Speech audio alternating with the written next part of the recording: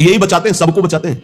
एक बार बृकासुर नाम का एक असुर था, उसने सोचा कोई ऐसा देवता मिले जो जल्दी प्रसन्न हो जाए, हमारी कामना की पूर्ति कर दे। तो देवर्षि नारद जी मिल गए। नारायण नारायण नारायण। देवर्षि नारद जी को, देवर्षि नारद जी एक ऐसे महात्मा है जिनको कोई द्रोह नहीं करता। त्रिभुवन में कंस भी एकांत में बैठाकर सलाह लेता है, हिरण्यकश्यप भी उठकर आदर करता, कोई भी हो त्रिभुवन में देवर्षि नारद जी से कोई, जिसको मिलेंगे बिल्कुल पक्की सलाह बताएंगे। कंस ने स्वागत किया, बैठाला और कुशल मंगल। हाँ प्रभु, पूरा प्रजा राज्य सब कुशल मंगल है। अभी अभी की बात है, वसुदेव जी आए थे लड़के को लेकर, हमने वापस कर दिया कि हमें तो 8वां से भय है। नहीं नहीं, गड़बड़ है। कमल उठाया, कहा देखो यहां से गिनो, 1 2 3 4 5 6 7 8, आया ना 8वां, पहला आया ना, ये दूसरे शुरू किया, हर 8वां हो सकता है। उनको लगा कि नारद जी जैसा कृपालु कौन हो सकता है, और नारद जी को लगा ऐसे ही दया करेगा तो भगवान के अवतार में देरी हो जाएगी, क्योंकि 8वें में आना है, और जब तक ये दया करेगा तब तक भगवान विकल नहीं होंगे, इसको क्रूर होना चाहिए, क्योंकि भगवान का अवतार शीघ्र हो। हर कमल की पंखुड़ी को 8वीं बता दिया, हर बेटे को 8वां बता दिया, तुरंत बुलवाया। नारद जी एक ऐसे महात्मा है जिनको सबको ही आदर करता है। बृकासुर ने देखा, साष्टांग दंडवत हुआ, नारायण नारायण। महाराज कोई ऐसा भगवान बताओ जो बहुत जल्दी प्रसन्न हो जाए। बोले तो शास्त्रों में प्रसिद्ध है, आशुतोष देवाधिदेव महादेव, उनके आशुतोष, वो ऐसे देवता है बहुत जल्दी प्रसन्न हो जाते हैं, और कोई सेव संतरा की जरूरत नहीं भाई। देवाधिदेव महादेव देख लो, कोई देवता ऐसा भोग नहीं पाएगा, त्रिभुवन में कोई देवता नहीं ऐसा भोग पाएगा जैसा देवाधिदेव भगवान शिव एक चुल्लू जल में प्रसन्न। ऐसे ऐसे कृपालु है कि जो कोई सृष्टि में ना स्वीकार करे, वो स्वीकार करने के लिए तैयार, उतने में प्रसन्न हो जाते हैं। बोले आशुतोष देवाधिदेव महादेव हैं। और वो सोचा कि मंत्र और ये आराधना हमसे तो बनेगी नहीं, आसुरी प्रवृत्ति है, तो अग्नि को प्रकाशित करके अपने शरीर का मांस नोच नोच करके स्वाहा, भगवान शिव का मंत्र जपता तो स्वाहा। भगवान शिव बड़े कृपालु, बेकार को ऐसे हम तो एक चुल्लू जल में प्रसन्न हो जाते हैं, इतनी भगवान शिव प्रसन्न हो गए। कर्ता को जाने नहीं, हम ये बता रहे। भगवान शिव ने कहा, काहे को तुम इतना कष्ट सह रहे हो, क्या चाहिए तुम्हें? तो माता जी के सहित प्रकट हुए थे। माता जी त्रिपुर सुंदरी, असुर है ना, राक्षस, तो इसकी बुद्धि तो राक्षसी रहेगी। भगवान शिव की तरफ देखा, माता जी की तरफ देखा, उसने कहा प्रभु मेरी इच्छा है कि मैं जिसके ऊपर हाथ रख दूं भस्म हो जाए। भगवान शिव बिना विचार किए बोले तथास्तु, ऐसा ही हो। जे भी ऐसा कहा तो उसने सोचा परीक्षा के लिए भगवान शिव के ऊपर हाथ रख के देखे ना, इन्हीं का वरदान इन्हीं को। भगवान शिव के ऊपर ऐसे जो हाथ कर भगवान भागे, क्योंकि जानते थे कि सत्य है, रख देगा भस्म हो जाएगा। शरीर तो भाई भगवान ने ही आदेश और वो वर दिया है, उन्हीं के बल से भागे, वो भी पीछे भागे। माता जी खड़े लीला देख रहे हैं। भगवान शिव जब पीछे देखे तो दौड़ के पीछा बस हाथ ही रखने का। भगवान ने कहा कहां तक भागेंगे? तो कर्ता को याद किया। कर्ता कौन है? हरि। हरि को याद किया, जो ही याद किया तो आ गए ब्रह्मचारी के रूप में। और भगवान शंकर से इशारा किया, चैन की सांस लो, अभी इसका हिसाब करते हैं। नजदीक गए, बोले प्रणाम बृकासुर जी। इतना प्यार से विश्व में कोई नहीं बोला था।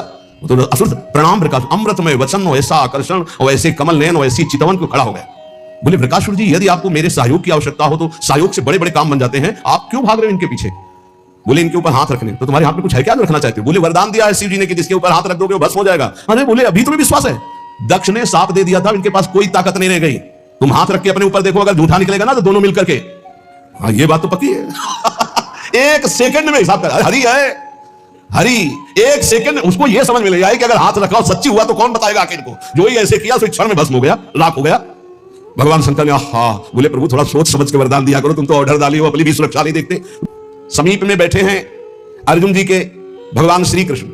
एक ब्राह्मण आता है और श्री भगवान के सामने वो कहता है, प्रभु प्रभु अभी अभी मेरा पुत्र प्रकट हुआ और पधार गया।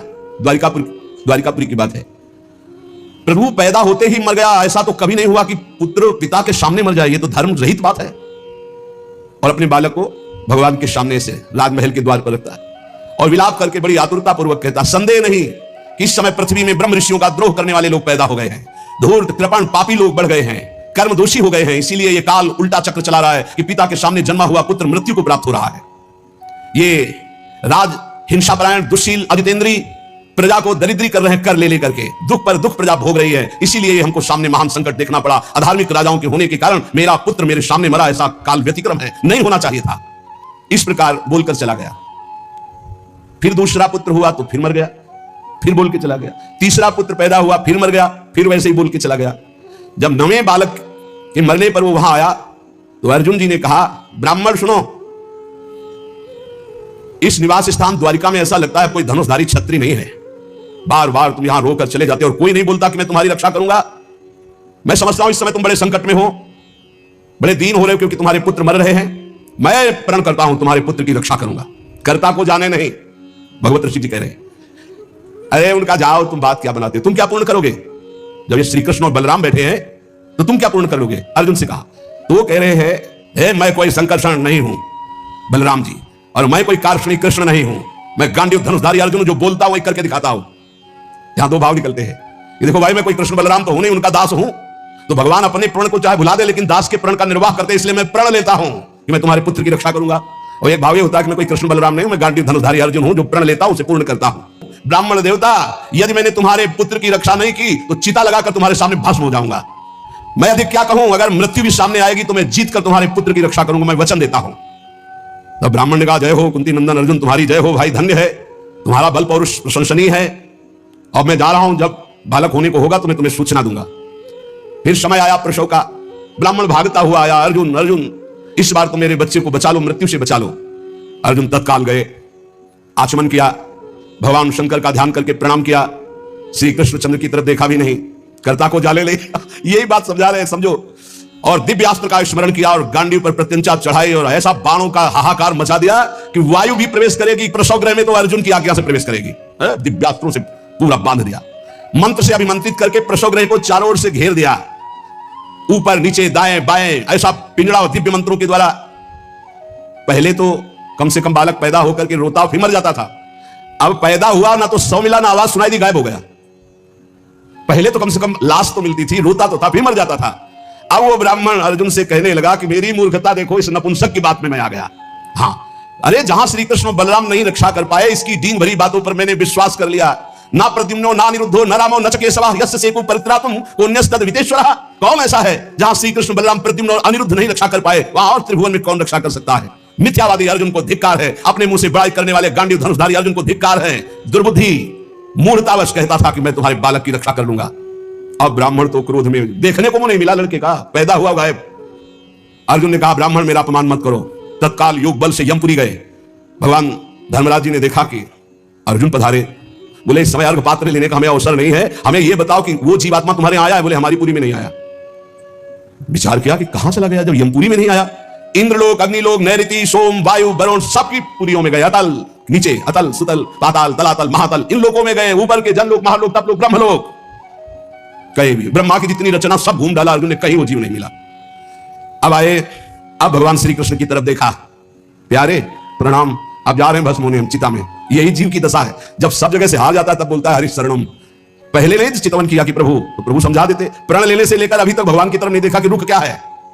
अब जब चिता में जलने का नंबर आया तब केशव प्रणाम आखिरी स्वीकार करो। तो भगवान ने कहा किस बात का। बोले वो प्रण है ना, तो चिता में जलने जा रहे। तो उनका तुमने अभी पूरे बल का प्रयोग कहां किया, ध्यान दीजिए, तुमने अभी पूरे बल का प्रयोग कहां, तुम्हारा पूरा बल तो मैं हूं। मुस्कुरा दिया अर्जुन, यही हमसे गलती होती है। हमारा बल कौन है, आराध्य देव। हम अपने बल की डींग हाँकने लगते हैं, उन्हीं के बल से मिले हुए बल से हमारा पूरा बल श्री भगवान है। देखो अर्जुन, तुम्हारा बल मैं हूं। जिस समय ये तुम्हारी निंदा कर रहे हैं यही सब लोग प्रशंसा करेंगे और तुम्हारे यश की कीर्ति की स्थापना होगी। ए करें करावें आप सब, जने बढ़ाई दे, मान लो कर्ता को जानू कौन है। सर्वशक्तिमान भगवान जे भी चिंतन किया, भगवान का दिव्य रथ आ गया। भगवान के दिव्य घोड़े, दारुक नाम का सारथी। भगवान ने अर्जुन से कहा बैठो हमारे रथ में। रथ में बैठे, दारुक ने भगवान के नेत्रों की तरफ देखा, इशारा किया, ले चलो। 7 पर्वतों वाले 7 द्वीप, 7 समुद्र, लोकालोक पर्वत, इनको लांघकर घोर अंधकार, इतना अंधकार कि भगवान के दिव्य घोड़े सैब्य, सुग्रीव, मेघपुष्प बलाहक नाम के चारों घोड़े, मार्ग नहीं दिखाई दे रहा। तब योगेश्वरों के भी परमेश्वर भगवान श्री कृष्ण ने जब घोड़ों की दशा देखी तो सुदर्शन चक्र का स्मरण किया। हजार हजार सूर्यों जैसा एक साथ तेज प्रकाशित करने वाले भगवान की दिव्य पार्षद सुदर्शन जी आगे चल रहे हैं घोर अंधकार में।